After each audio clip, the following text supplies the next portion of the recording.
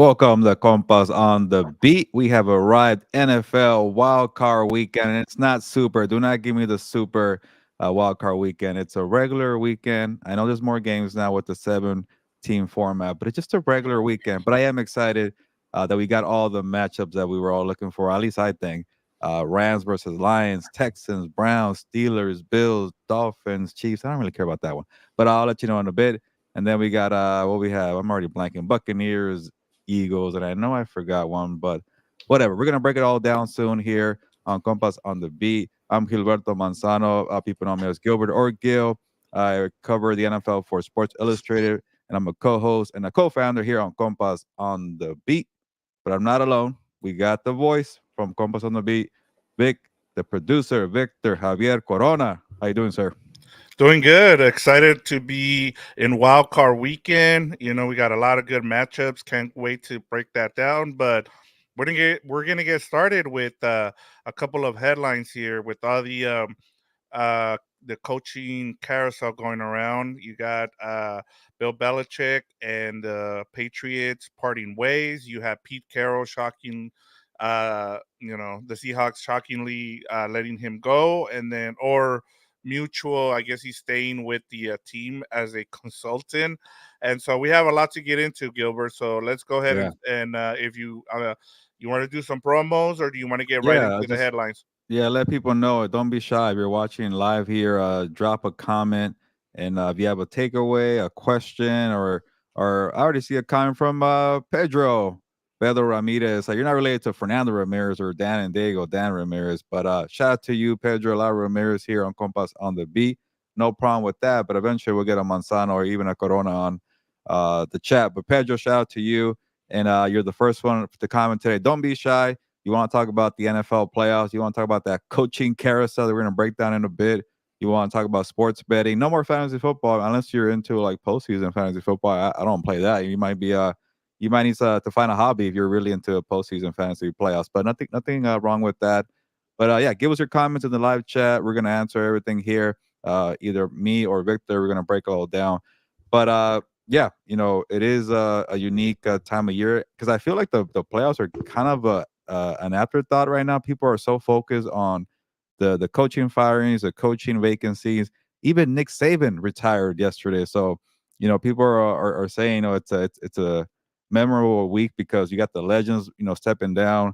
Pete Carroll, Bill Belichick, Nick Saban, and am I forgetting somebody? And then the shocker was Mike Vrabel too. So for a bit, Victor, it looked like it's going to be five, maybe six openings, and then it went from Black Monday to Tuesday, Wednesday, Thursday, and it might be a couple more. I feel like maybe in the postseason, like if the Packers beat the Cowboys, like McCarthy might be on the hot seat. Uh, I know the Nick Buccaneers are. Sirianni. Yeah, Nick Sirianni could be one there. I'm not gonna go there just yet, but it could be because the Eagles are a wild card. And then I feel like the Buccaneers are up and down with Todd Bowles. So, or how about Sean McDermott? If you kind of like, crap the bed and the super wild card weekend, which I hate. It's a regular weekend, like two versus seven.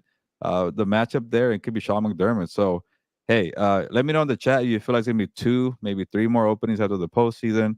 I'll say at least one for sure. But you know what? I just want to take time and talk about the coaching carousel. Well, actually, you know what? Before that, it is time to make your Super Bowl pick. So that's going to be the engagement question of the week. Week. Give us your Super Bowl LV. Is it I? Yeah, I was gonna say 111. LVII Super Bowl 57 prediction. As you know, Roman numerals. 58. Yeah, nobody cares about Roman numerals after elementary. I feel like, but Yeah. if you're an expert, shout out to you. But Super Bowl 58 in Las Vegas. Give us your Super Bowl prediction right now. It's now or never. And I feel like a lot of people are going Ravens 49ers. Give me something good in the chat there, but don't be shy. Give us your Super Bowl pick. But before we get to the wild card preview, it was a unique week there. With now we have 8 openings in the NFL.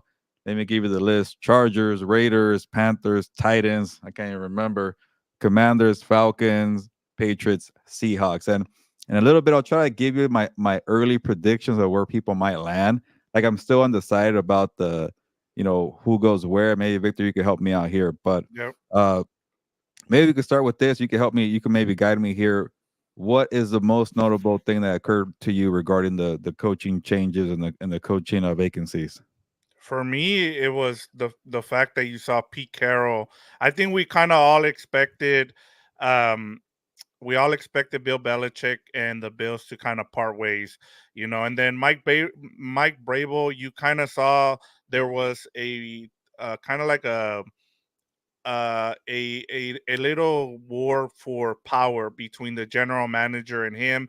They wanted to, the general manager wanted to go and start the rebuild. Mike Vrabel did not. He wanted to, continue to go with his veterans, with Derrick Henry, with Ryan Tannehill, and then they brought in uh, DeAndre Hopkins. So there you had that power struggle there, Gilbert, with that. So I kind of expected that to go either way. They just brought in the you remember last season when they fired the general manager, they fired him right after that game against AJ Brown because they just felt like that was a bad trade. So there that was kind of expected, but the Pete Carroll one, I thought, I told you guys, I said, hey, I think if anybody gets fired, it's the defensive coordinator, just because the defense has been bad. But I understand it now. Kind of going back, I mean, the Seahawks defense has been bad for about 5 years now, and he's a defensive guy. You can have if you're a defensive guy, you can have your team or your side of the ball be bad for 5 straight seasons. And we even talked about Matt Eberflus, about the fact that he should stay on because his defense, his calling card is defense. You should keep him. And they ended up doing what we talked about last week. They fired the offensive coordinator and they're going to keep Matt Eberflus. I mean, how do you fire a coach who's doing really good? But I'm getting a little bit ahead of myself there, Gilbert. But I just thought the Pete Carroll one was the most interesting one. What about you? Yeah, when you bring up the Bears, it's like, man, like I know one game shouldn't matter, but they really had a really deflating performance. The Bears, that is, to lose to the Packers the way they did. It kind of is a reminder of like things haven't changed yet. And then I like Eberflus too, but then like when you see such a star-studded lineup of coaches available, like nobody really had a good idea that maybe Pete Carroll could be available or Mike Vrabel. There's a Jim Harbaugh. There's a Bill Belichick. Like, don't you want to go out there and test that market? Obviously, there's a Ben Johnson. There's a Frank Smith. There's a Raheem Morris, and they are making progress, but man, and I keep changing my mind, and maybe it's not the best for me as an NFL analyst, but when I watch CJ Stroud play, and I look at him like that's a special quarterback. When you watch Justin Fields, like he's good sometimes, and then sometimes not so good. And I'm like, is that a good thing to do when you have Caleb Williams and Drake May? But the Bears are going to set it out. I don't hate it, but I feel like they might be missing out. But it is such a unique, off season here that, I like I mentioned the big names. We haven't even talked about Nick Saban. He's in the college football world. Hey, who knows if he wants to try the NFL again? Unfinished business. But imagine he jumps into the fray there. But the Mike Vrabel one makes me laugh because the owner there, she talked to the Tennessee Titans team reporter, and you should talk to the real media. Like, come on, like, it's not hide behind the team reporter, and he has some fair questions, but everybody was wondering, why don't you trade Mike Vrabel? This guy is going to be a hot commodity. Everybody's going to want to have an interview, and she just said, it's a long process and it's pretty dragged out and it takes a couple of weeks. We didn't want to do all that. Yeah, you don't want to just like at least pick up the phone and say, hey, New Orleans Saints, I know you want to keep Dennis Allen, but maybe you shouldn't. Give us a first round pick and take my Rabel. Or hey, New York Jets, I know you want Salah, but do you want to maybe be interested in Mike Rabel? Like, pick up the phone. Like, it's okay to work on the weekend or work at night. Like, it's not a problem, Tennessee, but there's a lot of when there's like insider stories about how the fallout occurred, that means the season didn't go great, and there's a lot of bad blood behind the scenes, and that's starting to happen with Mike Vrabel. And it's like a power struggle, and so there's a lot there to kind of unpack. And then with Pete Carey, kind of got pushed out a little bit. It felt like, but you can tell he wants to coach, and it's going to be tricky too. Like, who wants to take on the 70-year-olds and Pete Carroll and Bill Belichick. So that's going to be another wrinkle here too. And Delbert Salgado has a comment here. Rams Steelers is my take. Carroll to Chargers looks like a possibility. Interesting. Okay. Yeah, I'm guessing Deborah in the first part. We'll break down Rams and Steelers in a bit, unless I'm reading the comment wrong. But Carroll to the Chargers, people are actually connecting the dots there because obviously he coached at USC. He lives nearby the new facility in El Segundo, to be exact. But and it could be a job where like maybe like I was telling Fernando, check out the video we did on What's Up Bo to Chargers season wrap up. And I'm like, if he has a succession plan, like the Patriots might, we'll break it down a bit, might have with Gerard Mayo, like maybe it's not a bad thing. Have Pete Carroll be a coach for a year or two, and then you bring in my guy Dave Canales from the Buccaneers OC, who worked for so many years in Seattle with Pete Carroll. Maybe it could be something there where you kind of, hey, you're a little young, you're in your 30s, but eventually you move on and you take the job. But uh, and Pedro, I see your comment there. He did not officially retire. Sorry, go ahead, Victor. He is available, and I say he is because I feel like he still wants to coach, but it's kind of like, hey, go over there and be an advisor and kind of figure out your role. But then again, Pete Carroll might like things. You know what? It's kind of chill. I mean, I'm a very anti guy. I'm a positive dude, and I don't like this feeling of not really having much work. But maybe when it comes to a training camp rolls around and he doesn't have a lot on his plate and he's actually getting to enjoy time with his family and his loved ones that he's still part of the team. Maybe he might like this dynamic in Seattle, or maybe he's gonna hate it in a couple of weeks. And the Pete Carroll one is tricky because I feel like he needs like time away to really figure it out. And can you really wait for Pete Carroll to figure it out? So that's the tricky part there. Uh, but it's just so many, wild things that kind of break down here. Is 8 openings. It could be 9 or 10, and obviously the Chargers are really connected with Mike. Well, not Mike Vrabel, but it could be Mike Vrabel. But Jim Harbaugh's the one that's really a lot of noise there. But then you got the Raiders too trying to make a swing there. They could probably go for Vrabel or Harbaugh, but they also got Antonio Pierce there. So uh, anything else I'm leaving now before I kind of give you my early predictions of where coaches are going to end up, Victor, and then uh, it's not like a legit prediction. I just started dropping a bunch of names, and you can help me out. But Yeah. anything else that maybe I haven't covered? I know the Commanders sound like they're very close. Well, I saw the report. The Commanders are not even in Bill Belichick. It's starting to feel like Lamar Jackson vibes again. People are saying we don't even want that guy, but maybe you could go there if you want. It's kind of weird. They don't want to even talk to him. Let's the only thing I was gonna just mention too, I know that the times were kind of mad about the whole thing with Mike Brable when he went to during the middle of the season. He went and had a speech with with the New England Patriots. He was upset about some of the comments he made during Yeah. that as well. So I mean, you can see the writing on the wall. But outside of that, Gilbert, let's go ahead and start off. Which team do you want to start off, and with the pairings in terms of the availability for where you think You these know, coaches are going to end up, and for each of these teams. just for the sake of time, let me give it to you in two parts. I'll give you the first four and then another four, and that way Okay. we move it along here. But Okay. again, it's not gonna be because it's a rough draft prediction. I might have multiple names for a certain team, but I'll start out with the Chargers. If you're watching from What's Up Boat, shout out to you. If you're watching from House of Horns, you're getting ready for a playoff game, and stick around in a bit for Rams versus Lions, and check out the video that we did on House of Horns for a full preview of Rams versus Lions, and same thing with the Kirk Morrison video that is doing pretty well. So we like to see that. But for the Chargers, I penciled in Jim Harbaugh or Mike Vrabel. For the Raiders, I penciled in Antonio Pierce or Jim Harbaugh.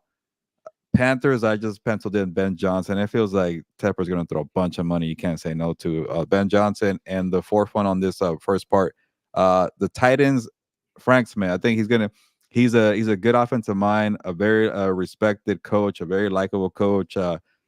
Got his first break with Sean Payton with the New Orleans Saints. He worked with John Gruden with the Raiders. He's the one that pretty much had the breakout year for Darren Waller. He's also the one that developed Rashawn Slater. So I want to see Frank Smith get a chance, and I think Tennessee is ready for an offensive coach after so many years with Vrabel on the defensive side. But one more time, Chargers either Vrabel or Harbaugh, Raiders Pierce or Harbaugh, Panthers Ben Johnson, Titans Frank Smith. What do you think? Uh, I'm gonna I'm gonna start with Frank Smith. I really like that one. I like the Frank Smith going to Tennessee. You have a Tajay Spears. I mean, I'm already thinking about fantasy if this Yeah. happens, because he's gonna be. If I start looking at Tajay Spears for next season. But he's learned, as you already laid out who he's learned under, but you also add, you know, Mike McDaniel Yeah. now as well, and the way they've been able to, run that offense. I really like what he can do in Tennessee, especially if you have a GM who's trying to rebuild. I think Frank Smith, as you just said, he's really good at developing talent. So I really like that one. You press the reset with him, kind of like what we saw with the Dolphins and Mike McDaniel. You can see the same thing here with Frank Smith. So I really like that one. Uh, Panthers and Ben Johnson. Where I would like to see Ben Johnson go is Seattle. I mean, Seattle is already set up for him Yeah. to be able to. With the Panthers, I think it's gonna have to be like super young guy. I would say like someone like Shane Waldron, who's looking for that first. You know, for he's looking for a young guy. I just don't see a established guy, kind of like Ben Johnson or even a Mike McDonald going there. Like you said, I get that he's going to get a bunch of money, but at the same time, these coaches talk to each other, and it's going to be like a young guy who's looking for his first real job. And I think for me, I like Shane Waldron there in Carolina. The Raiders, I'm with you. I don't know which way which way Mark Davis is gonna lean. As you've laid out, and even having Kirk Morrison, everybody seems to be pointing towards Antonio Pierce. But if Harbaugh does decide, it's starting to sound like he would lean more towards the Raiders, just because he has a really good relationship with Mark Davis. Like, that's one thing I haven't heard anybody talk about, is Yeah. Mark Davis has a really good relationship with Jim Harbaugh. Remember, he was an assistant quarterbacks coach for the Raiders in the early 2000s. So there's also the connection there. I know everybody, just because he said something nice about Justin Herbert, and everything's there. But as you guys have also laid out, is John Spano going to give up, power to Harbaugh? We don't know that. And so for me, if I think for the Raiders, is between those two guys.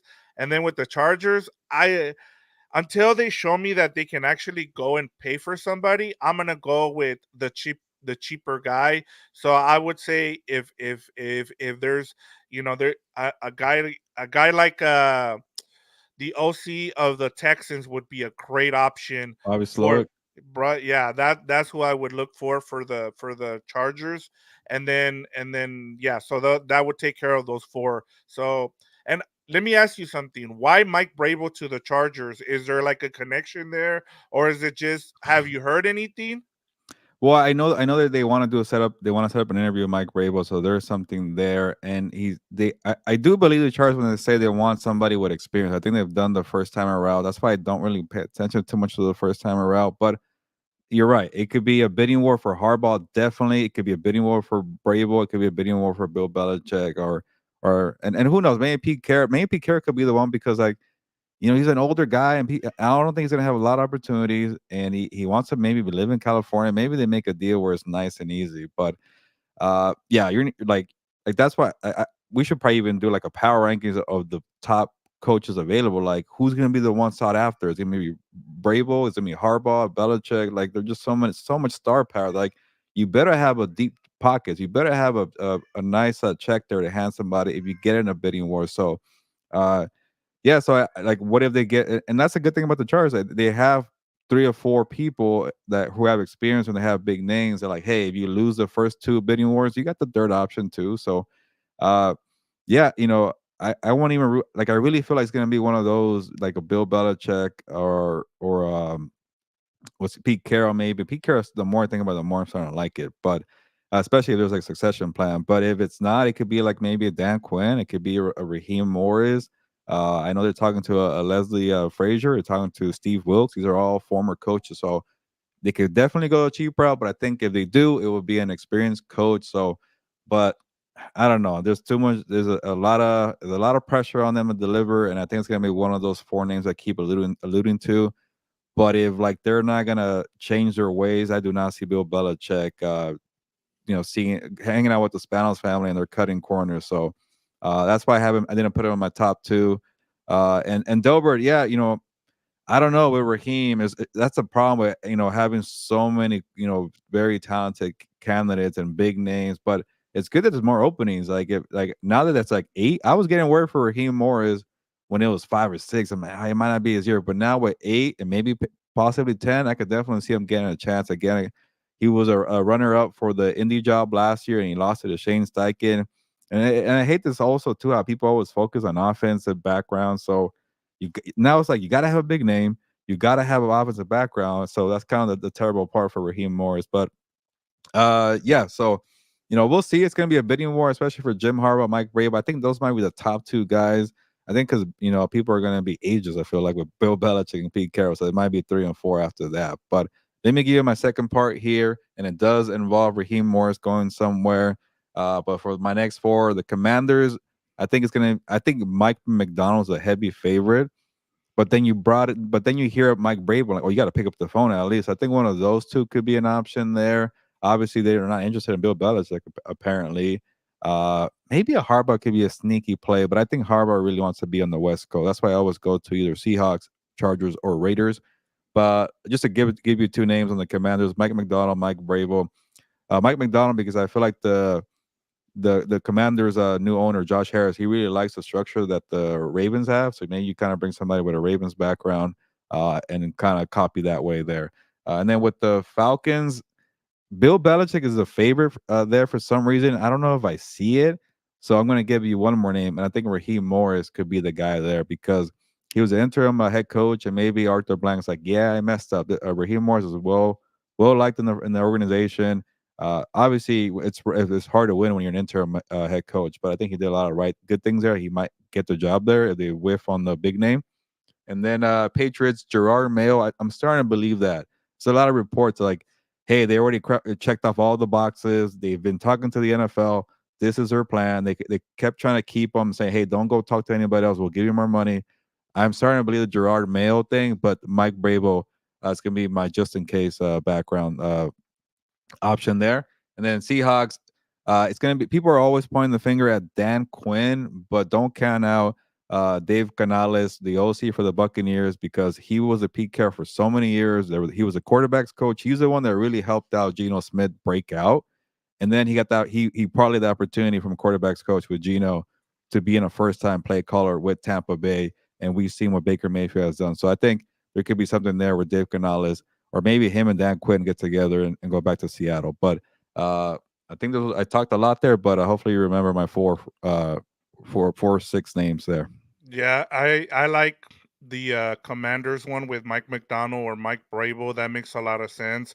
They have a big pocket book there where they can just go and pay those Mike Brable. Like I can see that. I like Brable to the Commanders.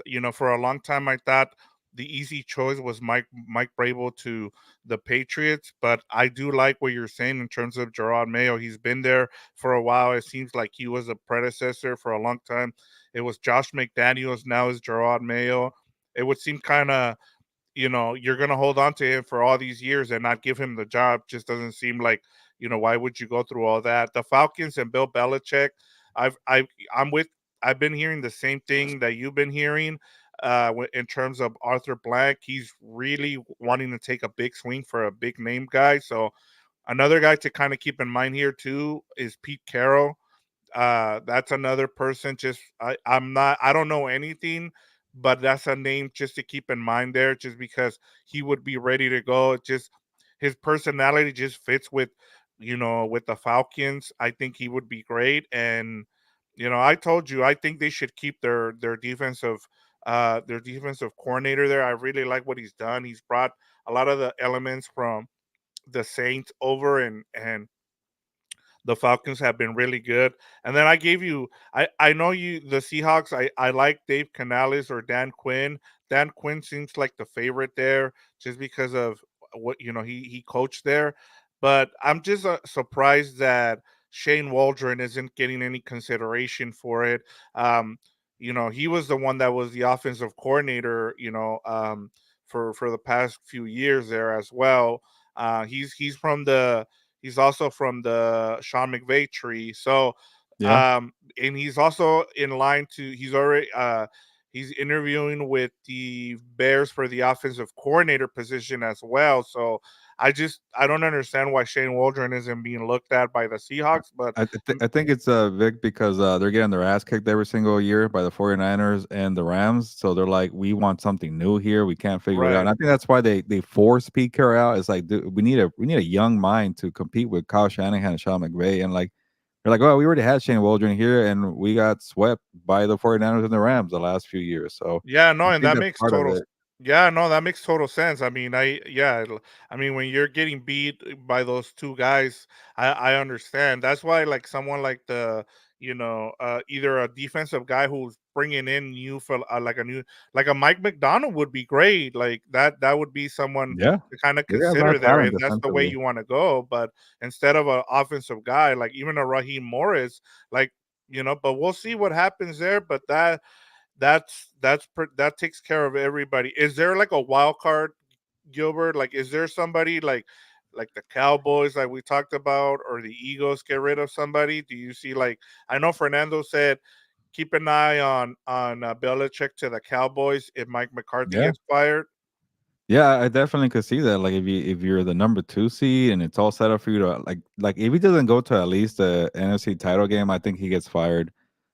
Because they've done the division round thing. They've done this song and dance many years with Dak Prescott. You have to pay Dak too. Like it might be the year you make changes to finally get over that hurdle. So when the Eagles chucked away a division, it's all set up for them to win 2 playoff games. And if you make it to NFC title game and you get steamrolled by the 49ers, that might be okay for Jerry Jones because you finally left the division around. But let's answer this one question, then we'll move on to the preview here for the playoffs. But yeah, Delbert, it's very intriguing. He says your opinion on Saban trying the NFL again.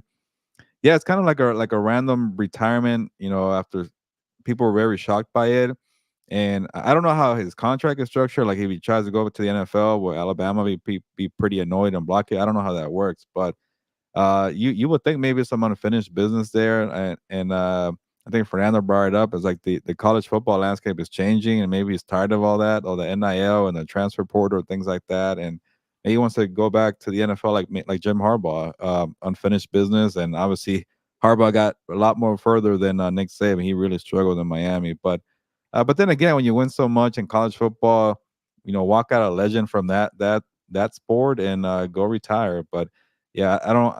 Seeing some of these coaches be in their 60s and 70s and still wanting to coach, I don't know how they do it. Like I'm more like Sean McVay. Like he's the one. He was burned out at 30, 36, 37. I'm like I don't blame Sean McVay, but these coaches are already trying to retire at 60, 70. So that's a long time coaching. Seeing some of these pictures of Nick Saban and Bill Belichick with the Browns is like it really takes you back. Even though I wasn't alive or I guess I was. It was like early 90s, but uh, it's a long time ago. These coaches have been coaching for a long time, but I don't Yeah, know. It wouldn't shock me though. I saw a story the other day where Pete Carroll went somewhere to be a defensive coordinator and Nick Saban replaced him like at Ohio State or Yeah, some like it was weird like all these guys are connected somehow like Pete Carroll, Nick Saban and Bill Belichick like you said they were on the same coaching staff in the Browns but like even before that like in the late 70s early 80s all these guys were connected somehow but that tells you how long they've been in coaching and we're yeah. talking about before we were both born. That's they've been coaching a long time.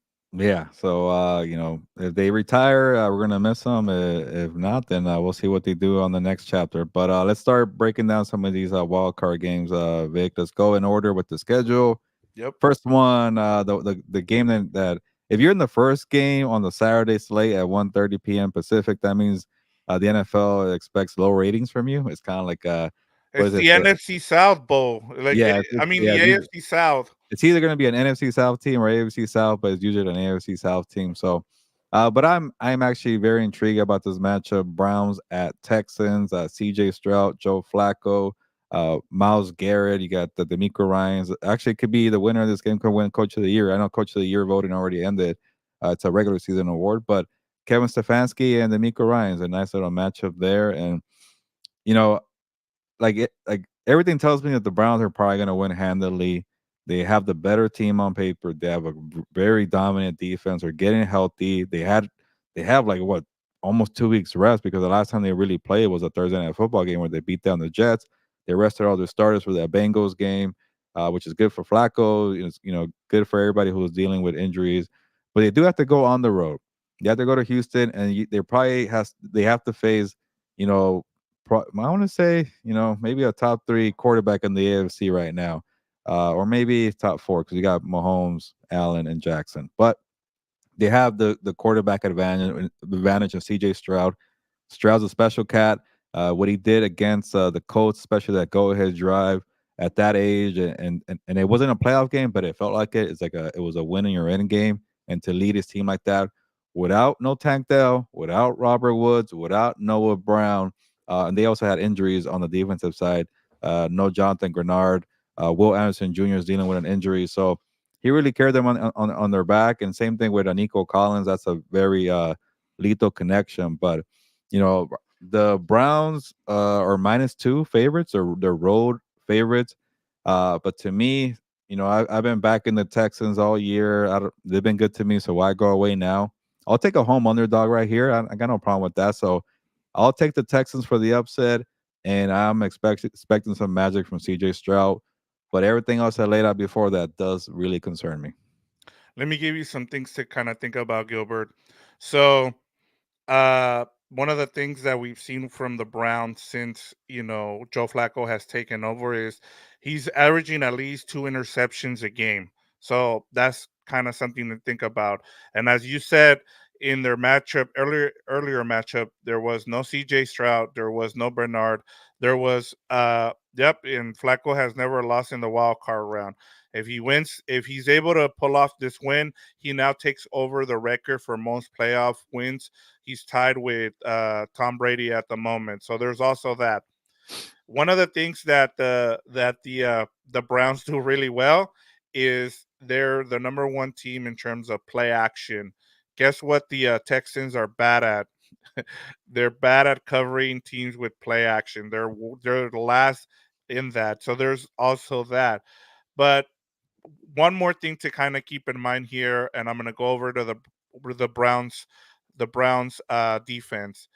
They haven't been the same since the Miles Garrett injury against the Broncos. Since then, Gilbert, they only Miles Garrett only has 1 sack. The Browns were the number one defense at that point. They from that point on they were the 14th ranked defense. This defense hasn't been the same. Now they're getting healthy at the right time. They're getting a bunch of players back, but I just that the thing with that Browns defense, like you saw in that game with the Jets, the quarterback was going up and down. Yeah, he threw the ball and had a couple of interceptions there, but I'm with you here. I like the Texans.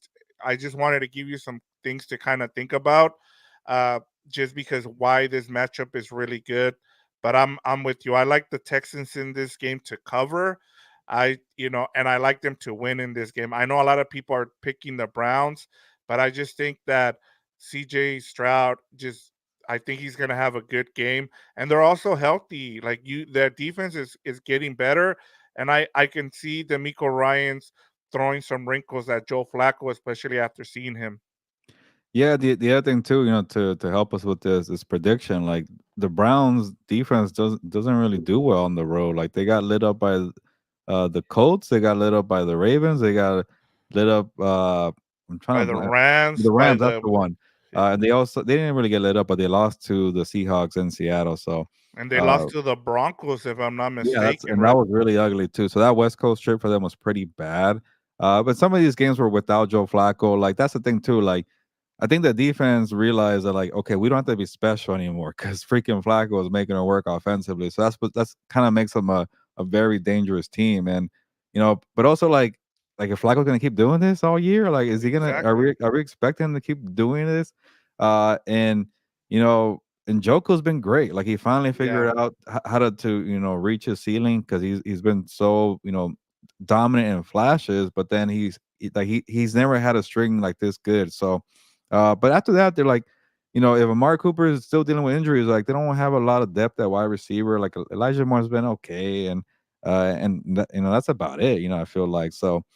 They are very dangerous, and then they do have a decent running back in Jerome Ford. Kareem Hunt could contribute, so they do have some injuries in the offensive line. Maybe that the rest could help them out there, but hey, sometimes in these playoffs that you got to back the special quarterback, and he is a rookie. But we're both gonna take a chance here, and no problem. But I and then real quick, I think the total here is 44.5 for those people interested uh, in that aspect there. So I think we're gonna do our best bets later on, so I won't give Yep. that one away.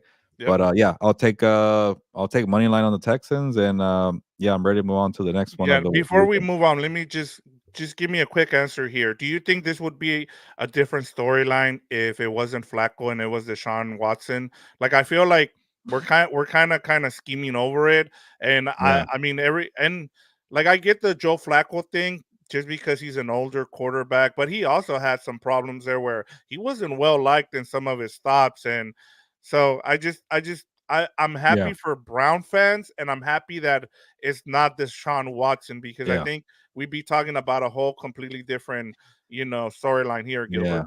Yeah, and I think that's what makes this better. Like, we don't have to get into it, but everything with Deshaun Watson wasn't a good look for the franchise. A lot of, Browns fans got turned off, and that's why I think people are getting behind the team now. It's Joe Flacco. It's without him. So you're gonna have to make some decisions at the end of the year, and it's gonna be tough for them to even think about getting on that contract. They can't really do it. They could always make him a number two and force his way out. But yeah, I'm glad he's not part of the storyline, and for obvious reasons. But yeah, it wouldn't even been about like, hey, Watson coming home and seeing the young guy who took his job. It's about other stuff, Yeah. and we need to get into it. So I'm glad that it was Joe Flacco. Yeah, I'm with you there. I thought we should kind of at least talk about it just because I mean next season is going to be it'll be interesting, but we'll get there. When the season starts for during the off season, I guess. All right, Gilbert, Dolphins at Chiefs. Yeah, let me check the line real quick Let here. me give you one stat real quick. The Dolphins have lost their last 10 games when the weather has is under 40 degrees. I'm not surprised. If there's one team that have very little faith when it comes to playing a road game in cold conditions and maybe in the snow and below -5 degrees, a wild wind chill, this is the one I have the least faith in, the Miami Dolphins. And All right. Well, let me ask you this, just so because we're both gonna pick here the Chiefs, but what can the Dolphins do to win this game then? maybe just have everybody healthy. And they're a team, like that's the other thing too. Like obviously the weather's a factor, but they're the one team that doesn't really know how to adjust with injuries because they don't know how to adjust their play style. They don't know how to adjust an in-game style. And that's a knock on Mike McDonald. And maybe that's like the bad thing that he learned from Kyle Shanahan. You better play with the lead. Pedro says that cold is going to ruin the Dolphins. Yeah. Even if it wasn't cold, I would still take the Chiefs. And you know, this Dolphins team, the one thing they did right was they score a lot of points early on, and that's in people's mind. They're like, oh, they're explosive. They're a high scoring team. Are they really? Like anytime they Nope. play somebody with a good defense, they Yeah. don't really do anything. Like, maybe they do it in the first quarter or second quarter. Like, oh, look at A-Chan getting a 40-yard gain. And then what happened in the fourth quarter? Like they played physical teams before the Eagles fell apart. They couldn't score points on the Eagles. They couldn't score points on the Chiefs in Germany. They got destroyed by the Baltimore Ravens. So, they got embarrassed by the Tennessee Titans, a physical team too, with Mike Vrabel, by the way. They did beat the Cowboys. That was like their one victory, and I wanted to believe in them that game because I like what I saw from the defense. And they were overcoming the Jalen Phillips injury, but then you lost Bradley Chubb, and then Andrew Van Ginkel got hurt. So the replacements are getting hurt at edge rusher. So how are you going to put pressure on Patrick Mahomes? So you don't have depth. You don't have a play style that's able to adjust to just a game script. You can't even adjust to the weather. So I don't know. Football's been weird this year where we expect things to be obvious and then they rarely are not. But I don't see anything in this Miami's Dolphins team to tell me otherwise. And even the two, I hadn't even mentioned Tua. Tua's had opportunities to put this team on his back and he hasn't done it. And I had high expectations for him after that week one game against the Chargers, and he lit them up. And then we saw the Chargers defense was pretty bad. So it wasn't a Tua thing. So uh, Tua had an opportunity to win that game against the Buffalo Bills there, and he threw an interception. And I keep going back to the Miami Dolphins point of view from that game. Like, it must be so mentally deflating to know that Josh Allen had three terrible turnovers. You're playing at home, and you need a victory to win the division, and you still couldn't do it. Like, that wasn't even nowhere near the best of the Bills, and you still lost that game. And then I know I see Waddle and Mostert trying to give it a chance to play, and maybe if they have healthy people, they could maybe steal one here because the Chiefs, they have a knack of dropping balls. They are out of sync offensively, but even putting that aside, they have a very good defense, and they definitely could shut down the Miami Dolphins. So to me, is probably my easiest game of the week, and I think for you too. But I'll definitely take the Chiefs and -4.5.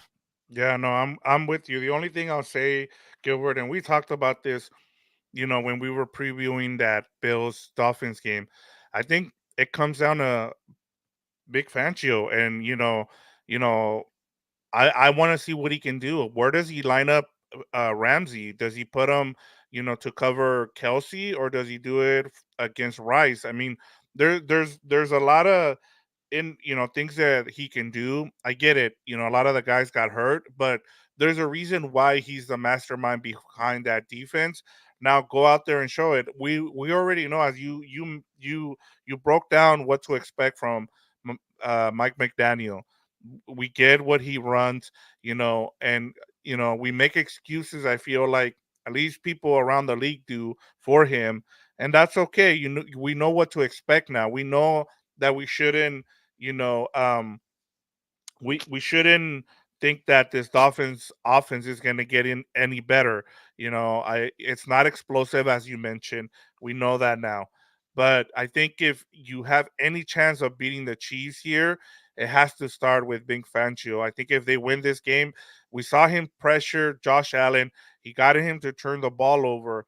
It honestly, the reason they lost that game wasn't because of Big Fangio. They lost it because Mike McDaniel couldn't, take advantage of those situations where they got the ball back. So for me, is it's Big Fangio. If you can see, we saw what the Raiders did to the Chiefs on Christmas Day. They got them to turn the ball over. They scored 14 points.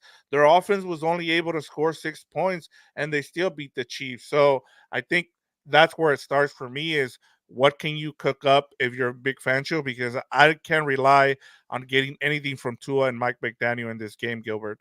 Yeah, yeah, this will be the last thing I can say out here. But the Mike McDaniel, like, I don't want to knock him for trying something new and to experiment, but like the 49ers, they are maybe somewhat of a finesse team, but they have physical people. Like they got Trent Williams, they got George Kittle. Like, everything about the Dolphins is more like speed, speed, speed, and smaller dudes. I'm like, why are you taking that to the extreme, the speed side? And maybe he wants to try something new, and you want to be ahead of the curve, and nothing wrong with that, but it's gonna be 2 years now of that not working. Like, will he go back to, will he go find the tight end? Like, like he did not like Mike Gesicki a year ago, and he went out with the Patriots. He never replaced the tight end. He won't use that for some reason. It's okay to get 5 yards here or 6 or 7 yards, not to go boom or bust here. Uh, Maybe find a quality number three wide receiver, maybe a physical wide receiver we could kind of give lobs to for contested passes, not in stride deep bombs and speed with Jalen Waddle and Tyreek Hill. Like, he's gonna have to really adjust because this small football speed thing just doesn't work against the physical teams. It doesn't work in the cold elements. It doesn't hurt when guys get, no pun, guys get hurt easy because they're smaller. So things like that. He's like, he tried something, and it's kind of like, with the Chargers, they tried doing the basketball thing with big dudes.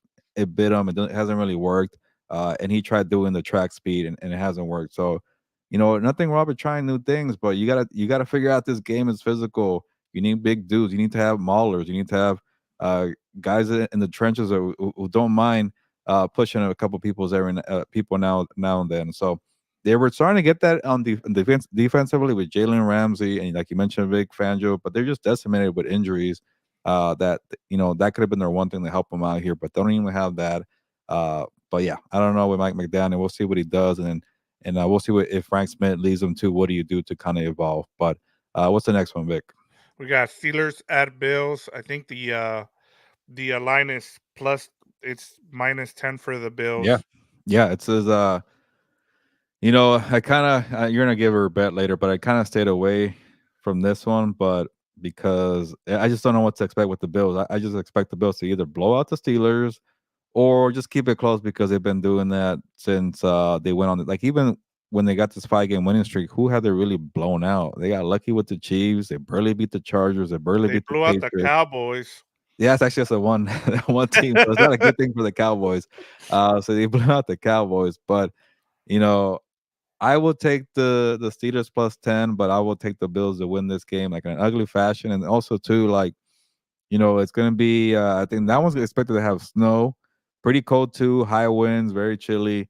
But I do like what I saw from James Cook after Joe Brady took over. I think they could lean on James Cook. He could probably help him out. It might be better too, Vic, because I think Josh Allen is still struggling with this idea of being a game manager and handing the ball off. Like, no, I want to be the hero. I want to use my arm Yep. strength. Well, good luck trying to use your arm strength when it's like 30 miles per hour is a wind there. So be smart about it. If he tries to play hero ball, it might backfire, and that's why I think we're both going to take the plus 10 here. But on the other side, Mason Rudolph, they kind of struggled last week, but it's a Baltimore game in the rain, a bunch of fumbles. I did I do like that George Pickens and Najee Harris have suddenly woken up because they have competent quarterback play for Mason Rudolph. They have a new play caller, so they could be in the fight here, but no TJ Watt, and then the difference in quarterback could really hurt the Steelers here. Yeah, in terms of the Steelers, ever since they fired Matt Canada, they've gone to a more heavy set offense. They're using three tight ends. They're running the ball a lot more with Najee Harris. They went from being a zone team to, power running game. And Najee Harris has really stepped up in that because of that. And they finally catered the offense to him. And look, he's looked better. Mason Rudolph is Mason Rudolph. You know what you're getting. He didn't look great against the Ravens, last week. I think for me, this, no TJ Watt, that I think they're 1-9, Gilbert, without him in his career. Wow. So I mean, the odds are against them, but I do like if they can run the ball, and that's the difference between the Dolphins and the Steelers, and why I think the Steelers can keep this close is because they know what they are, Gilbert. They're gonna play you physical on defense, and they're gonna run the ball on you. And Mike Tomlin has gotten back to running the ball with Jalen Warren and with Najee Harris, and I think this is gonna be a big old school football game where you're gonna see two teams that are gonna run the ball and they're gonna be physical on defense. On the other side too, Gilbert. I mean, we haven't mentioned this, but credit to Sean McDermott. After he lost guys, this team still ended up as a top five defense, statistically. So he's been able to change things around. I mean, he's throwing things out there that people haven't seen in a while. So he adjusted. That's been great. That just tells you what kind of a coordinator he is, that he's been able to make changes and it's worked out, I think. And then the other thing I kind of wanted to talk about in terms of the Bills offense is look out for Fournette. Like if you can find a prop bet for anytime touchdown for Fournette, I would take it here. I know we're talking a little Yeah, and that's betting fine. here, but yeah, like because I think Fournette's probably going to get elevated, and as you said, it's probably going to snow, and they'll probably use them, and they'll use him down in the goal line. So yeah, I'm with you. I like the Bills here as well. Yeah, no, sorry, this microphone went off on me. Good thing the cats are about to eat right now, so they're gonna leave me alone with my microphone. They like to like run up the desk and mess with my mics. But is it Oh, there you go. thick on the your end?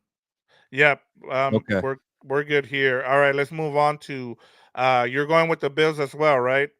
Yeah, I'll take the Bills and just a little off of your point. Like I do like that they're physical again with the ground game, but also they're not predictable. I think I like their shots that they're taking with George Pickens and Deontay Johnson. So they could be a surprise team here, but I think the talent and the quarterback differences could definitely go to the Bills. But what's the next one?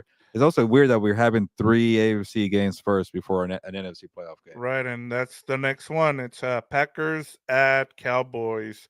You know, Yeah, that's a very intriguing game, and it's one that I really wanted to go with the upset, but I couldn't do it. And then I saw the line change. So I think people were pounding the Packers +10.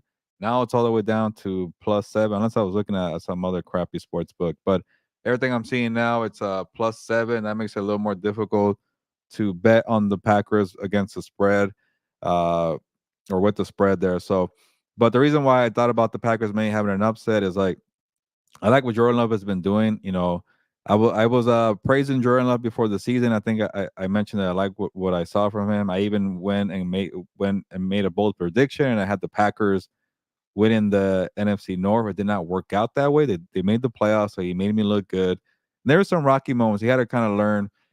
You know, he's kind of like Josh Allen. He has a talented skill set. He has arm strength, but he was forcing a lot of football, especially when injuries occurred with no Aaron Jones, no Christian Watson, and things were kind of going sideways.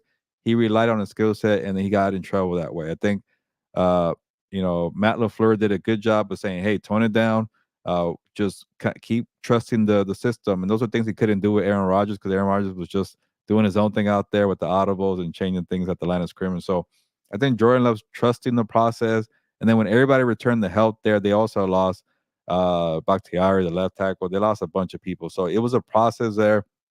And then credit to Jordan Love for kind of showing some leadership. He's already in year 4, so that shouldn't be surprising. But to take the rookies like Jaden Reed, Dontavius Wicks, getting the tight ends Tucker Kraft, Luke Musgrave, uh, get on the same page with Romeo Dobbs and Christian Watson whenever he plays. He might be their best wide receiver, but he never plays. So he might be healthy for this one, but he is just loaded with pass catchers. I think Aaron Jones is healthy and AJ Dillon. You got Matt LaFleur calling the plays.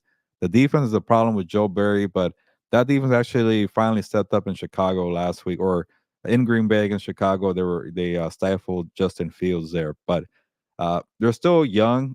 Pedro, yeah. To my point, I got the Cowboys too. I'll take the Packers +7. I think it's gonna be a close game. Uh, but yeah, it wouldn't be surprising if Green Bay wins because of everything I laid out. They're very talented, and then the Cowboys just have a way of getting in their way. And you got another revenge factor, Mike McCarthy against the Packers there. So, but the Cowboys are good at home. They've won 16 games in a row. They have CeeDee Lamb was freaking good, and then Dak Prescott really balled out in the regular season. But we've seen that before, right? So we need more from him in the postseason. I am worried about the running game. For Tony Pollard never took off in this new lead role. They needed a physical running back. They lost that with Zeke, so that's something they got to adjust to. And hopefully Tyler Smith is healthy. He got hurt at the week 18, so they have a good offensive line and a good defense too. But I think that defense is going to be very tested against Matt LaFleur play calling. Yeah, I'm with you. I like everything that you laid out in terms of what the Packers bring to the table here. Matt LaFleur has been, he was up and down when we did their matchup with the Rams. We talked about it. He was starting to feel some heat there, but I think finding Jordan Love, and developing him, that he gets a lot of credit for that. And then you laid out all the receivers. They've done a great job. Where I'm gonna give you one thing here that has to do with the Cowboys and the Packers, as you talked about Joe Barry and how bad he's been in terms of him being the defensive coordinator. One of the things they struggle is covering the middle of the field. The Cowboys and Dak Prescott love, you know, and I think this is gonna be a big CD Lamb game. If you can find a good prop bet for CD Lamb, I hit the over. They're gonna hit the middle of this field, Gilbert, with slants. They're gonna just slant the heck out of that Packers defense. And so I this is a big game for CD Lamb and Dak Prescott. And Joe Barry, we've talked about it. I've had we talked about Vic Fangio. The Vic Fangio defense works with him, and that's about it, Gilbert. I still haven't seen any other defensive coordinator be able to run his defense and do well. Um, Outside of the other thing too, Aaron Jones, since he's been back and healthy, he leads the NFL in rushing. Oh, So I would run him here. Like if I'm the Packers, I yeah. use him to I featured him, and I think that's where if you want a shot at beating the Cowboys, I think you have to feature Aaron Jones, and I like what I've seen from Aaron Jones since he's been healthy. But yeah, I like the Cowboys here. Like I said, I just think it's going to be a big CD Lamb game. Yeah, the Cowboys have really struggled against the run. They did have some injuries, but maybe they're healthy. But that's a good point there. And a quick note, like I find it surprising that the Cowboys didn't lock up CeeDee Lamb in the offseason. They didn't, and same thing with the Vikings and Justin Jefferson. Those two guys are going to get paid a lot of money this offseason. Two of the best wide receivers. But what's next on the schedule? We got Rams at Lions, Ooh. Sunday night game, game we previewed. Go ahead, Gilbert. Vic, I'm gonna call you out because I think you're still stuck at the 3.5 line. That thing changed. People are now it's three because people really like the Rams here, and we broke it all down on House of Horns. Check out the full preview there, but we'll give you some quick notes here, and it's going to be a fun match. It's going to be very intriguing, and a lot of people are taking the not the Lions, but Alonso is, but they're taking the Rams here. But welcome Alonso. He's taking the Lions here, or pick the Lions. Telling me to pick the Lions. I'm gonna take the Rams, but it's not an easy bet here, and I'll lay it out right here, Alonso. The Sam Laporta injury really scared me there. I wanted to I don't want to be a follower and everybody's picking the Rams. I hate that everybody's taking the Rams. So I wanted to kind of go with the home team there. But the Sam Laporta injury, it just takes away from their playbook, and I don't want to make it all about Sam Laporta because they do have a lot of talented players: Jameson Williams, Amon-Ra St. Brown, Jameer Gibbs, David Montgomery. But Laporta was such a difference maker there. So, but also too, we talked about it, Victor. Like the Rams they're very identical to the Lions. Yeah, they came on late, so the record is not the same. But Kyron Williams, a good running back. They don't have two, but they have one really good running back who, maybe you could debate about it, but would you rather have Kyron Williams or Jameer Gibbs right now? Kyron Williams is a pure runner. He might be the best from the three, even David Montgomery. I like Gibbs for the all around game. But that's a really good matchup right there between those two running backs. And then you got Puka Nacua and Cooper Cup. That counters with Amon-Ra St. Brown and Jameson Williams. And then you got the better quarterback in Matthew Stafford over Jared Goff. And you got the Super Bowl champions in Aaron Donald and Cooper Cup, Sean McVay, Stafford. So the road thing could offset all the young guys going on the road too. So both sides struggle defensively. Both sides have kicker problems. The Lions are at home, but they are missing Sam Laporta. So maybe it's not that simple, but they're just a very identical team. Victor, you laid it out. You said it's like the Spider-Man meme looking at each other. So they're very similar, but I'll take the quarterback edge, and I'll take the Super Bowl winning head coach and Sean McVay for this first round matchup. Yeah, and I mean, this is pretty easy for me, Gilbert. I mean, I can break this down. Like, go and check out our breakdown.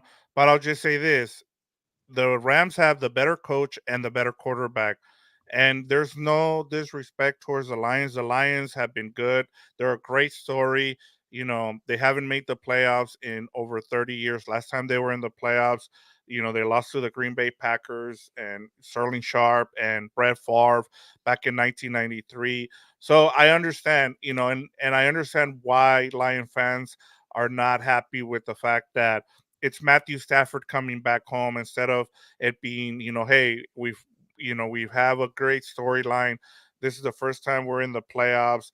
We've resurrected this franchise.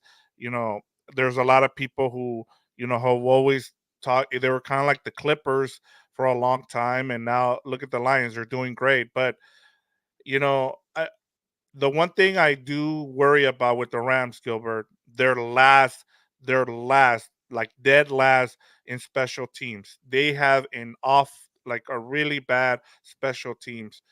If they don't correct that, Gilbert, I think that's where the Lions can win this game. I mean, they're not just last in special teams this season, Gilbert. They're like number 5 all time bad special teams according to DBOA. So, Not I good. mean, that's not good. And so, as you talked about, both kickers are going to be, I just don't think they're going to be prominent in this game. I just think that Dan Campbell's going to be aggressive, and so is Sean McVay. I think they're going to take away the kickers out of this game. I think it comes down to the quarterbacks and who has the most pressure. Is it Goff or is it Stafford? And for me, it's Goff, and he's already talking like, "Hey, I have a chip on my shoulder." That makes me worry about Goff, and he says, "I really want to win for this city." And like there's the whole thing, it's his revenge game. It's all on him. And so there's also the thing, Gilbert, with the fact that if he loses this game, we don't know what his future is going forward, especially if Ben Johnson leaves. He's got one more year left in his contract. So what happens with Jared Goff? Do the Lions move on from Jared Goff? Do they, you don't want to be a lamed up quarterback. So there's a lot of questions here with the Lions if they lose here. But like I said, I just think I'm gonna take the better quarterback and the better head coach in this matchup.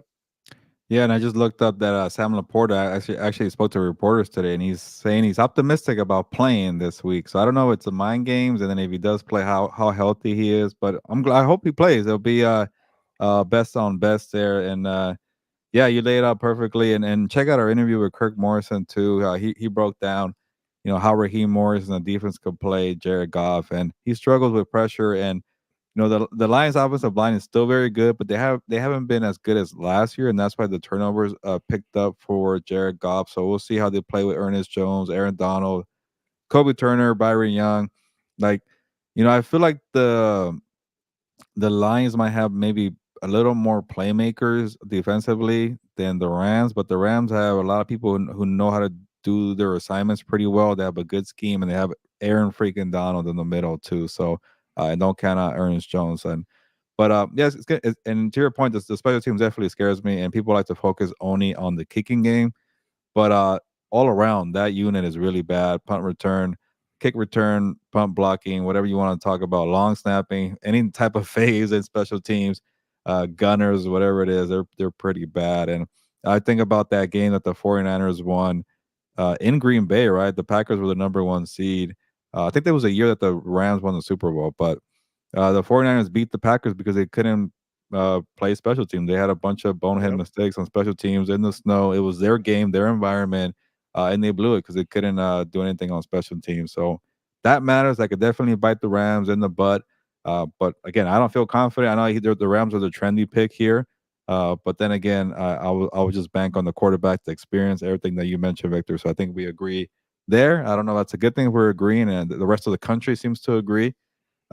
Seeing that line go to -3 now on most sports books tells you the money's coming in. But what's the last one we got? No, before we get to the last one there, I just want to say it'll be interesting.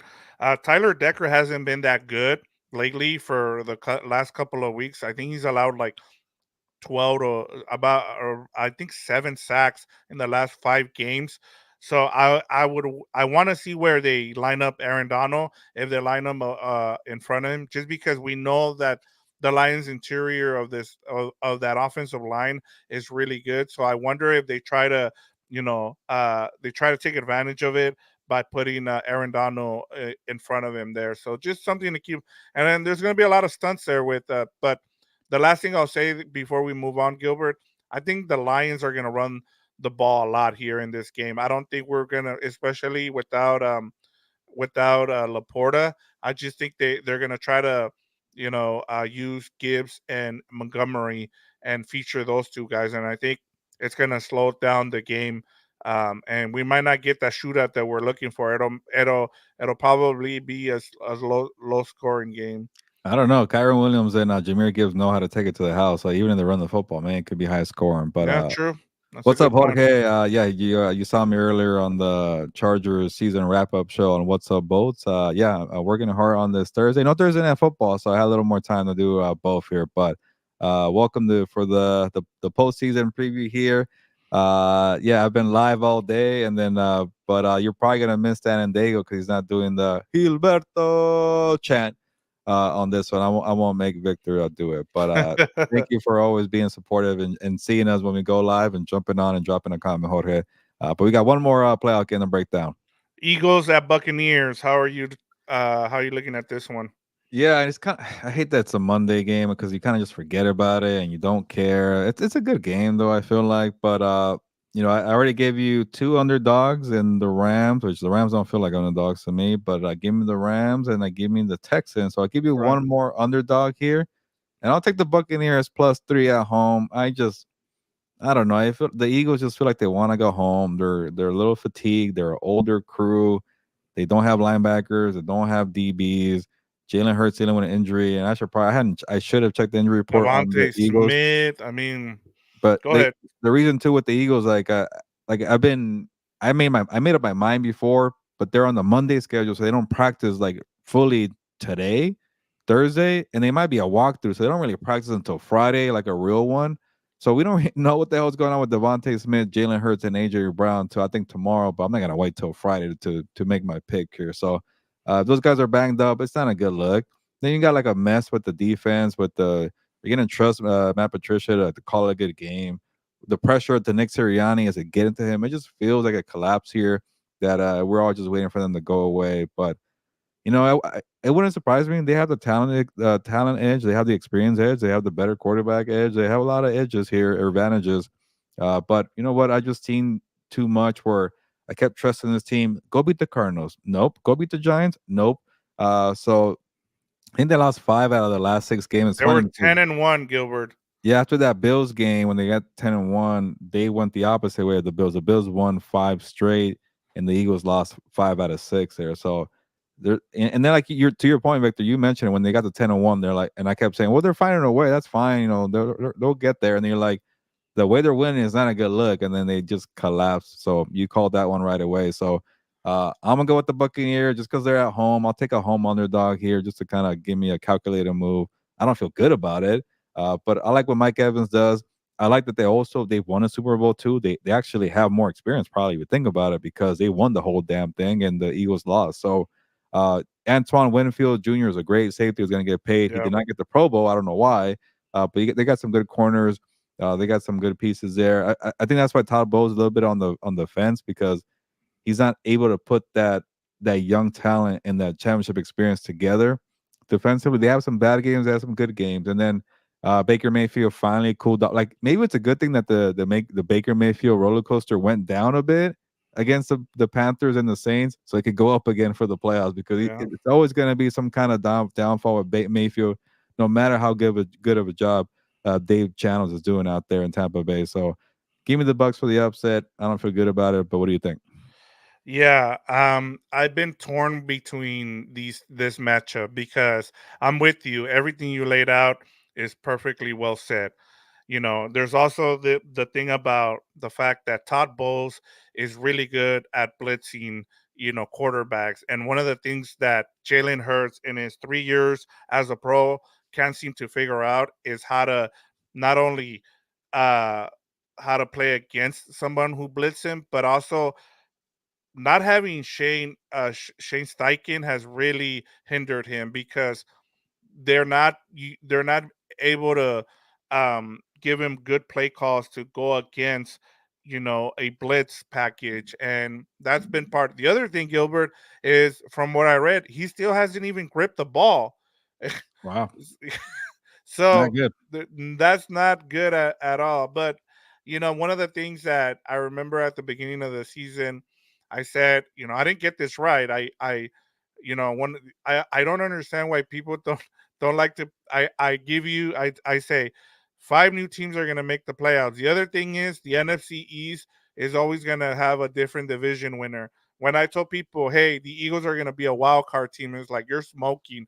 I was like, no, look. The other problem is this is a young team who went through a 17 game season the year prior. They've got all the way to the Super Bowl. Now you're bringing that same the majority of that team back the following season. You're having them go through a long season. The other thing, Gilbert, was their old players got old. Like and then they really missed out on Javon Hargrave. Like replacing him with Jalen Carter has been good, but Jordan Davis has been a bust. Like he hasn't, Yeah, no standout. and Graham hasn't been good. Hassan Reddick. I don't know why they were putting him out in coverage. I don't understand that. He's a pass rusher. So as much as I'm laying out all these problems with the Eagles, and I'm telling you, the Buccaneers are there for this to win this game. But I just think that just like I said with the Bills last season, where I'm like I'm not sold on this team. I think they'll win their wild card game, but I think they'll lose in the next division. So I'm picking the Eagles here just to be able to save Nick Sirianni's job. But I think they're gonna get steamrolled in the next round anyway. So I'd rather see the Eagles play whoever it is because whoever advances from this matchup, they're gonna get steamrolled either way, Gilbert. Are you taking the points on the Buccaneers at least, or are you expecting the Eagles to cover? I expect the Eagles to cover. Okay, and but Marty is saying the Eagles are cooked, The cocinados, Yeah, on the smoker, on the grill. What type of cook there, Marty? Shout out to you, Marty. Thanks for jumping on. Yeah, I'm surprised you went with the Eagles, but then again, that's the one game we are disagreeing on, so that's good to have some disagreement here. And yeah, we'll see what happens with the Eagles, and you know, and to your point too about the every year is like five new teams that make the playoffs. Like even the Super Bowl teams barely made it. Like Eagles and the Chiefs were limping because of a long season. So that's not enough to remind people, hey, it's not the same every single year. And yeah, so I'm gonna keep that in mind next year. And you forced us to do the exercise, and I did it, and I only got two right, but still, it happened again. Five new playoff teams, and and there's always one team that goes from last to first. I try to get ahead of it. I picked the Commanders, thinking, man, I'm like, it's either gonna be the Commanders or the Bears or one of those teams. I was wrong. There's always one team that goes from last to first. yeah, no, that happens too. It just you gotta figure out which ones, and then like you see all the moves on paper, the draft, the free agency, and it's kind of like I don't know if I see it. So that's always like the hard part. But Yeah, what a mile marker 301 said? Did you run a mile in 3 minutes and 1 second? That'd be I don't know what it is. Sorry, that'd be like a world record, right? yeah. Unless I'm terrible with my math, but mile marker, when I lived in LA, the Rams were my team, but I've been in Michigan a long time now. It will be nice to see Stafford, a good man, but come on, Lions. Oh, he changes tune now to the Lions there. Mile marker. No, I'm not gonna disagree fully there. Obviously it's gonna be a close game, it's gonna be a good game, and if the Lions win, uh I'll say I was wrong, but I would not be surprised. It's just they're two similar teams to me, and I want Sam Laporta to play, and I go toe to toe, mano a mano. But I'm going with the better quarterback and the best head coach there, or not the best, but one of the best head coach. But I feel you though, mile marker. But it's time to do some bets here, and if you guys have anything else you want to chime in terms of the NFL playoffs, the coaching carousel, you ask us a question, me or Victor will answer. So we still got time. We got another 15 or so minutes, but we'll give you our best bets of the week. And Victor, we don't have to go over last week because you kicked my ass again. But we I could. did not. You won. You got I two. won? No Yeah, way. yeah. You won last week.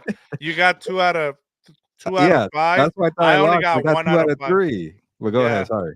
Yeah, you got 2 out of 5, and I got it was a bad just because there wasn't a lot of games we can actually bet on. Nah. There wasn't a lot of lines out there just because, the Vegas wasn't about to lose money, so they didn't put out a lot of they kind of played it conservatively, but you got the Bills and the Dolphins under 49 and a half. You got that one right.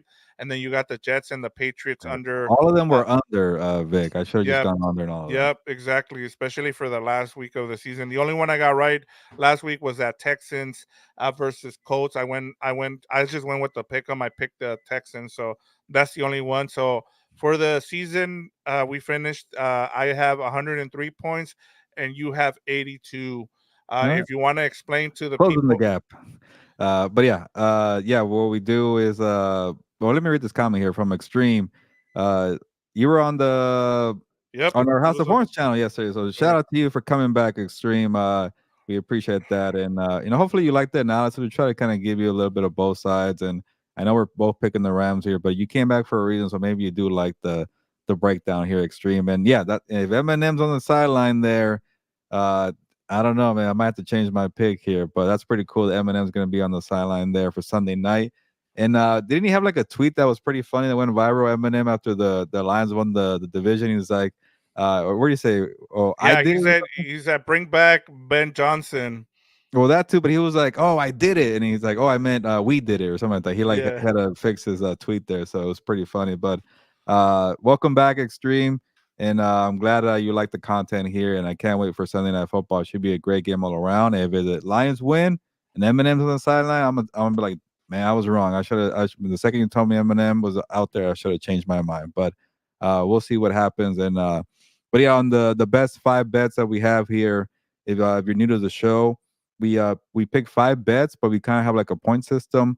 The one we feel the most confident about will be 5 points, and then so on and so on. 4 points, 3 points, 2 points, 1 point, and then we kind of do the total at the end of the week. And for the season, Victor laid it out. He has like a 20-point lead on me.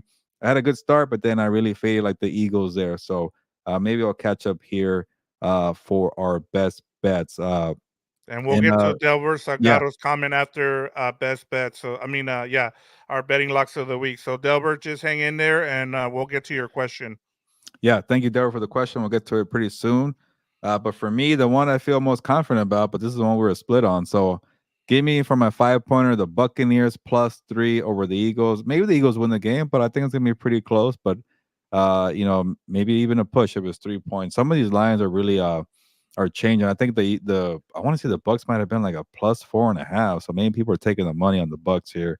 I could be wrong on what I just mentioned there, but it was something above 3, like 3.5 for sure. Now it's 3, and I just when I updated earlier today, and then again the Rams one went down a bit. Victor, is okay to go? Are we going with 3 or 3.5? I saw you had 3.5. I let's go with 3. That's fine. I'll All right, change it. make I'll it a little bit change it. more difficult. Yep.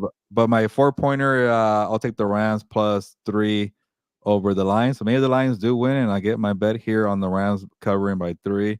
And then I'm taking a bunch of plus points here.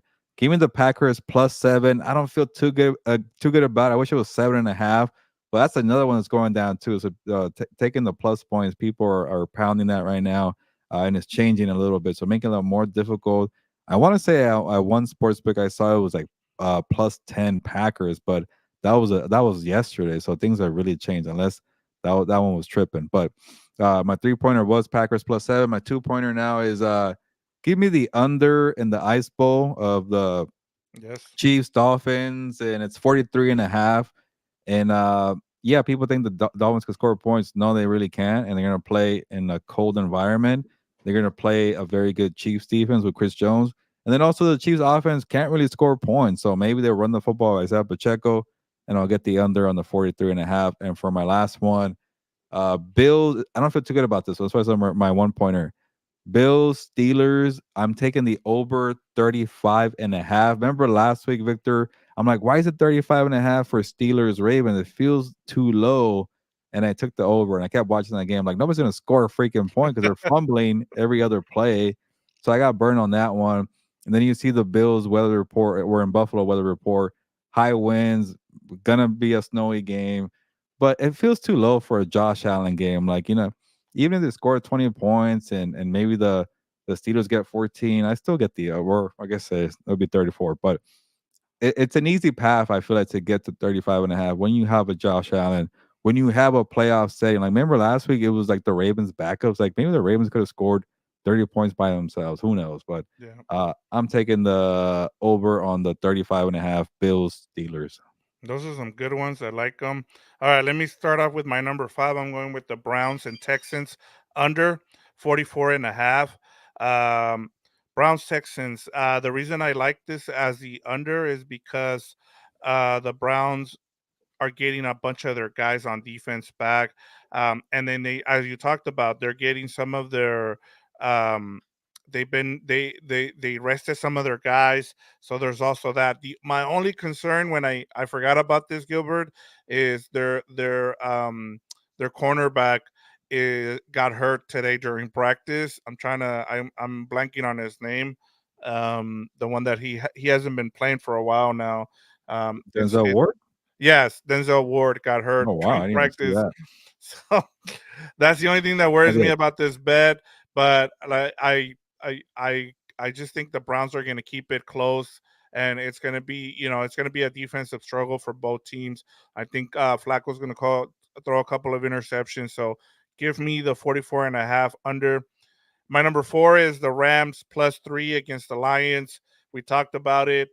I really like the coaching and the quarterback over Dan Campbell and Jared Goff. My number 3 is the Steelers +10 versus the Bills. I just think they're going to keep it close. As I said, they're going to run the ball, and the Bills, we've seen they've allowed teams to stay in games and keep it close, and they pull it out, but I just think it's too big of a line, Gilbert. My number 2 is I'm going with the prop bet. Josh Allen over 250 and a half Wow, and yards. the high winds and the snow. I like it. Yeah, I just think it's gonna be you mentioned a name, and I just think he's gonna dump off the ball to Yeah, Jared Cook, and I think James Cook, yeah, James Cook. Sorry, James Cook. Jared Cook was a tight end. tight end. So I like that one as a prop. And then my number 1 is Packers Cowboys 50 and a half over. I just think it's Yeah, that's a good indoors. one. Yeah, and they're gonna run up the score on in this game. Like I told you, big CD Lamb game. Like I said, if you can find some prop bets on CD Lamb on his over, I would take the over on receiving yards. Yeah, you got some good ones there. I want it to be different from you because I got to catch up. I'm 20 points behind, so I can't really catch up. We have the same bet, so I do like that one pointer you have. I probably would have raised that one on mine. The Josh Allen one does scare me, but it's Josh Allen. He could definitely get the yards. Yeah. And then I do like the Steelers +10, but for some reason I could still see a blowout because the Steelers are the Steelers, and as Alonso mentioned, Steelers are in the playoffs.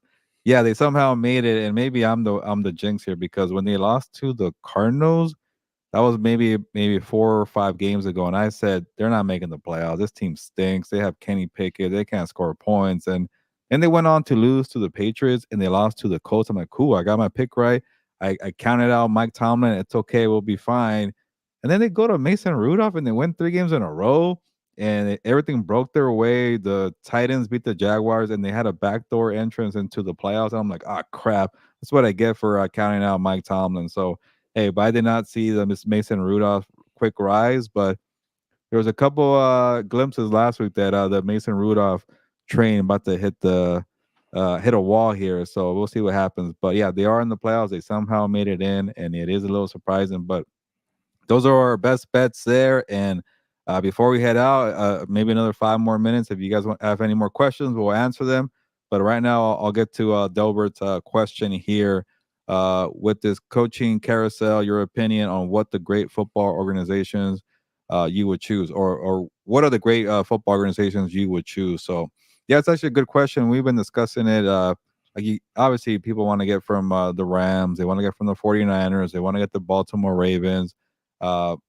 Patriots are kind of lost a little luster, but there's still connections there. Uh, but yeah, anybody who wins, man, like they want, especially the GM searches. You're always seeing the GM candidates who are like the number 3 or the number 2 or the assistant to the assistant regional manager, assistant GM get in an interview because they work with the Ravens or they work, with the 49ers. So people like that get a lot of opportunities in the NFL. So uh, hopefully I wrote your question correct here, but yeah, and it's I know they get forced to do extensive interviews, but I'm seeing some long list of interviews, and hopefully people get some fair opportunities, and get some diversity going too. Not the same 5 or 6 names, but yeah, definitely go look for a gem, go find a gem, and the best way to do it is for these great football organizations, like you alluded to, Delbert. So to his question, Gilbert, I'm not going to ask you what the most attractive job is out of the ones that are available, but which one has the best organization in terms of from top to Mm. bottom. Like I understand, like if you're like the Patriots, I know a lot of people say they're interested in that, but I don't know what to expect from them. Robert Kraft, we haven't seen him as an owner outside of having Belichick and Brady, so I don't know. I understand why people like him and why I don't understand why he's even a Hall of Famer, but I get it. His team won a lot, and so we have to reward people for that. So then you have Arthur Blank and the Falcons, and they have a GM there. You have Seattle with Snyder and the new ownership there. So for you, what is the like what would be like the number one structure, or the number one, I guess, from his question or for what he's saying? Yeah, and real quick to add more teams, obviously I'm blanking on the Chiefs. I'm blanking on the Eagles also being a great organizations to kind of pick people from. But looking at the list of 8 here, I think I might lean with Seattle, especially if Pete Carroll is in an advisor role. You do have John Schneider, still a very successful GM. You have a nice roster. You have some good ownership there. Obviously, you need the quarterback, but the other ones, like obviously with the Chargers, you don't know about the Spano family. With the Raiders, you've seen Mark Davis take a lot of whiffs, especially with coaching, and they also need a quarterback there. I don't need to spend time on the Panthers. They are definitely a terrible franchise right now.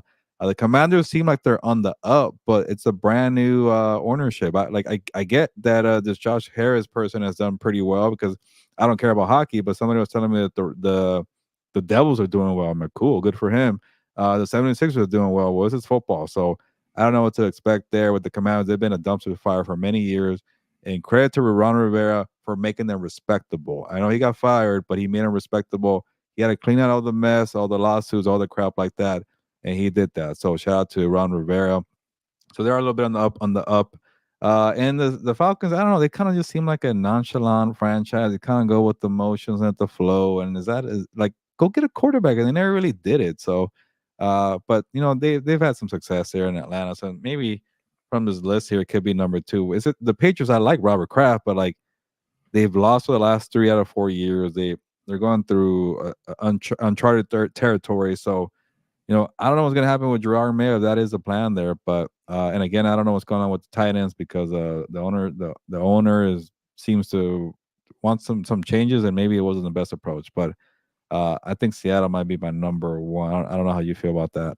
Yeah, no, I like the way you broke it down, just because too, like, think about the Commanders too, Gilbert. Like, their field is in terrible shape.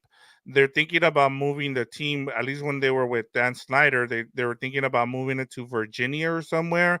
And so there's a lot of questions too. The facility isn't great there. Same thing with the Panthers. You already talked about Tepper, but they don't have a football facility either. They need to upgrade things there. I think I I like your pick of the Seahawks. They have a new stadium. They have nice facilities. You've been to it. I would think that the Chargers, who now are going to have a new facility as well, they'll be ready to go soon. They have SoFi Stadium, even though they share it. And I think it's a bit underrated. I know people always talk about Mark Davis, but they got Allegiant Stadium, and they also have a nice facility too there. So I think those are the kind of things that players think about. But in terms of like from top to bottom, I'm with you. Seattle is the one. I think that would be one where they have everything together. Where it's the ownership. We saw Paul Allen passed away, and so he ended up selling the team. But it seems like the structure there with John Schneider, Pete Carroll, and and their facilities and the stadium, they have everything you would want. Yeah, no, they got to find the quarterback, which is a really hard part. But I think that's where the Chargers are kind of like top 3, top 4 because they have Justin Herbert. They're definitely they have the quarterback advantage from all these other openings here. Yep, So, I agree. but I think the Seahawks check off most of the boxes there. But and shout out to you, Delbert. Appreciate you watching and it's not a full Rams show, but you're still supporting, and we love that. We talk all NFL here on the Looking Ahead show. But that's it. I think we covered all the entire playoffs, and we covered the coaching news. We did some sports bets here. Jorge came back because he saw me put in work earlier with the What's Up Boats. So quick promos. Check out everything on What's Up Boats or Fernando Ramirez, Dan and Diego. We had a recap show of the season. I was trying to talk a little bit of draft and free agency, and like, nope, it's all about the coaching hire and yeah, I don't blame the people there because that's definitely a big part of it. And then when you get the coach, you start thinking a little more ahead. So, uh, still a good show, and subscribe to that channel too. And then House of Horns, we got a bunch of things that came out this week too. The Kirk Morrison video is doing well. We also put the Kirk Morrison video on the Compas on the Beat channel. and we laid out the point where like he said that Jim Harbaugh could stay in Michigan, and Chargers fans did not like that. But it's okay to have both sides. You can't just be getting the positivity and saying, yeah, it's gonna happen, and then you're disappointed. Well, no, Kirk Morrison gave you the other side of it too. So check out the video on Compas on the Beat. Compas on the Beat is our main channel. You're probably watching from Compas on the Beat. We have this video streaming on House of Horns and What's Up Both, so 3 different platforms. And that's the cool thing about this network. It's growing and growing. I got this cool little thing right here to show that we're growing a little bit here. We got the cool logo above my head, that this background that Victor did. That's why he's Victor producer. He produced a lot of content here. So shout out to you, Victor. And we like seeing all the comments and people engaging on the live chat.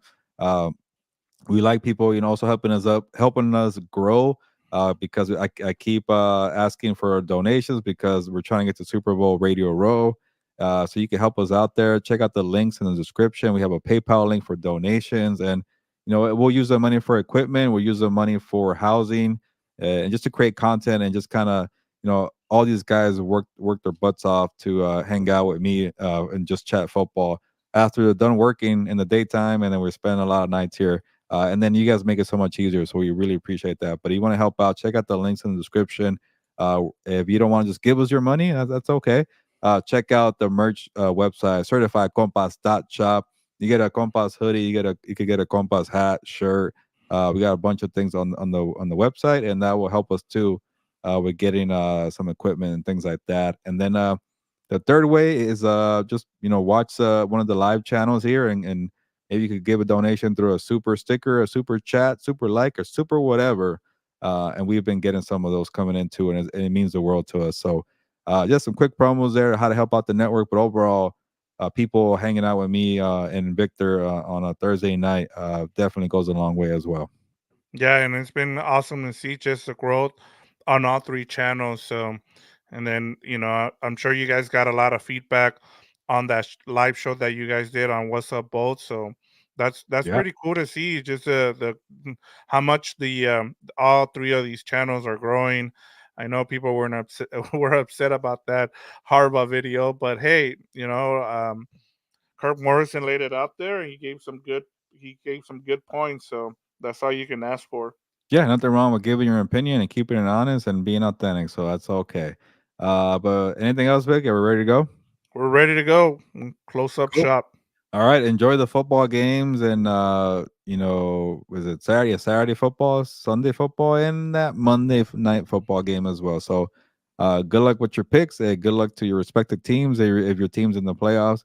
And then we'll check back in with everybody next week. But you'll see me and Victor for House of Horns to break down Rams versus Lions. So make sure to keep tabs on that Sunday night. But on that note, ya nos vamos. Pues on to the wild card weekend. Vámonos.